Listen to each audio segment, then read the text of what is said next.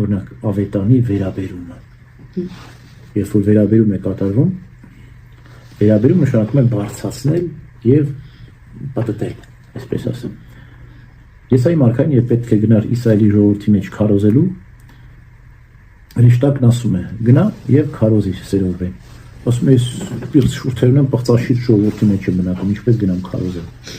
Հրեշտակը ունելիով երկնքից կրակը վերցնում է, բերում է, հպում է Եսայի մարգարեի շուրթերին, ասում է, քո շուրթընկները մաքրվեցին, գնա քարոզիր։ Նույնն է ավետարանի ժամանակ սարկավագը ունելիով, շուշպայով վերցնում է սուրբ գիրքը ավետարանը, խորանի վրա պատտում է, դա կարծես ունելիով կրակն է երկնքից վերցնում, բերում է դպրին, որ պիտի ընթերցվածքը կարդա, համբուրել է տալիս։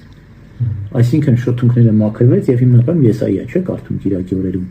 Կիրակի օրերին Եսայի մարգարե, ընթերցվածքս Եսայի մարգարեից։ Դե սկիզբը Եսայիով է սկսում, որտեղ ամբողջ խորհուրդ հենց Եսայի մարգարեության դրվագն է։ Ունելիով, այսինքն շուշպայով վերցեց կրակը, այսինքն ավետարանը, պատտեց երկնքով, խորանի վրա, բերեց եւ համբուրել տվեց դպիրին,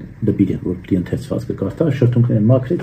ու ասեց. ընթերցված Եսայա մարգարեը, սկսեց Եսայի մարգարե կարդալ։